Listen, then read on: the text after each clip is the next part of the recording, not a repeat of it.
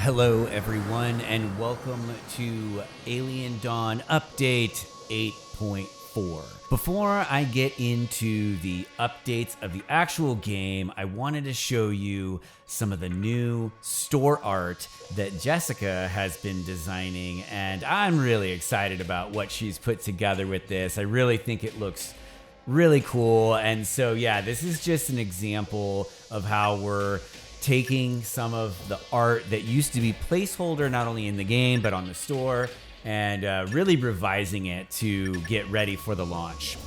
And now for the updates to the game.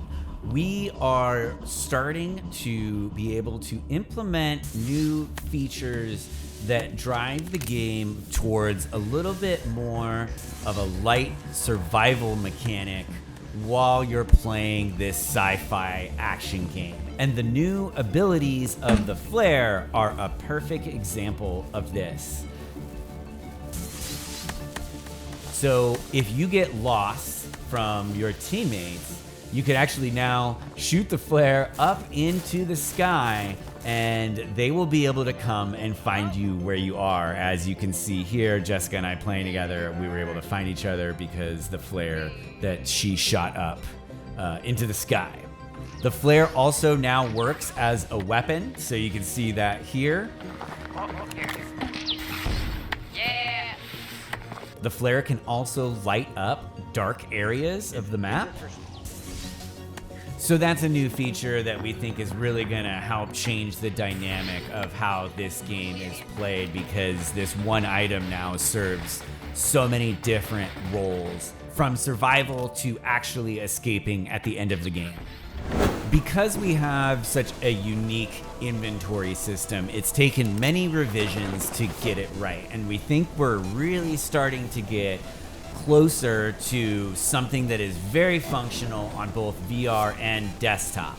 Previously, if you looked down at your body in VR, all you saw were these big white bubbles on your vest, which I guess basically you could call that programmer art. And not only does it look ridiculous, it just wasn't very intuitive. So as an example, when you would try to place an item into the inventory, you had no idea which one to put it in, and you had to test all the different slots to see where the gun actually would eventually fit. So you could see where this could get very frustrating.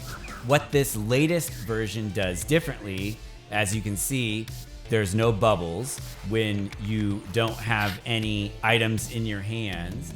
And when you pick up an item, it only shows the slots where that item actually fits. So you really can't make a mistake. You'll also notice that the bubbles have been replaced with glowing rings, and the color of the rings glow based on the size of the item. So blue is a small item, purple is a medium-sized item, and yellow is a large item.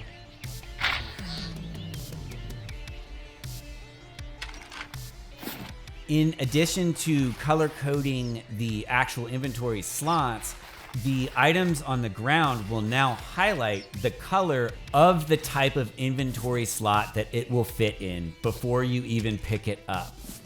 These are some of the simple but important quality of life improvements that we are implementing into the game and will continue to do as we move forward.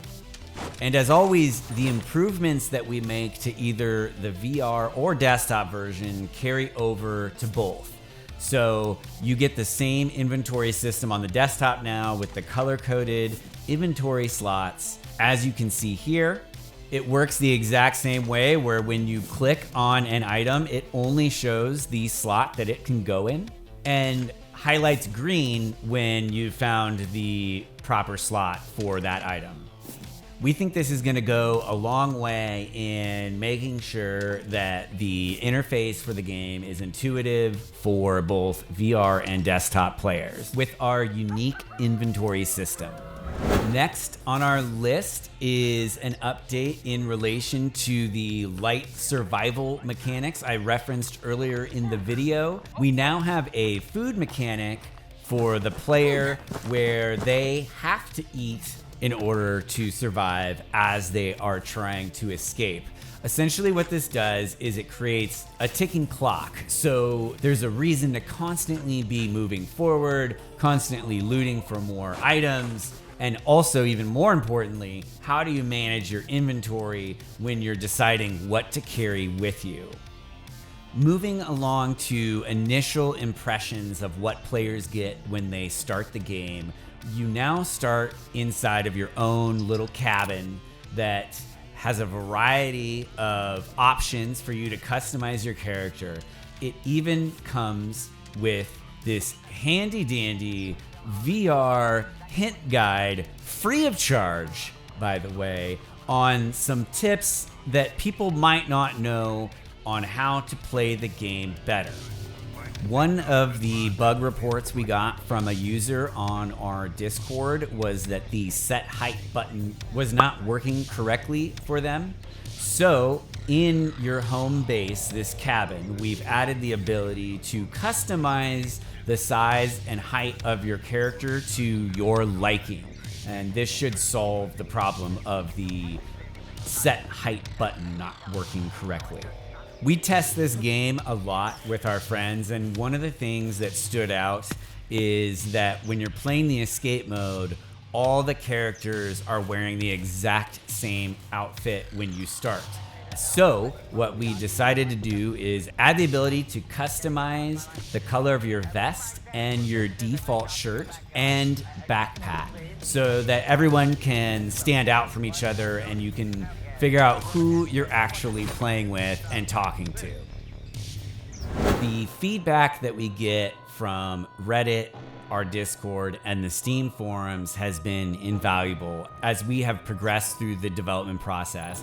And one of the things that was an absolute necessary feature was simply to add a password system to hosting a server when you're playing the game, so you can keep your game private if you want.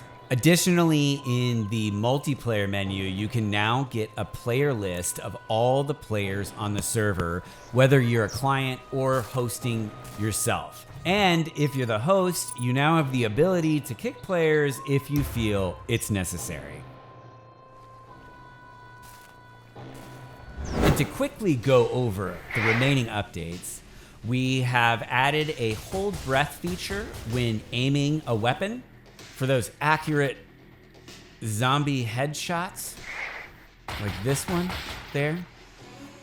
We're now starting to add the visual effects that demonstrates the infection and parasites that the aliens are infecting everything on this planet with, as you can see here. And we're continuing to make improvements to the AI. Here's an example of that, where the zombies all used to run at the exact same speed, which made it look very artificial. Now they all run at different speeds, which gives it a bit more realism.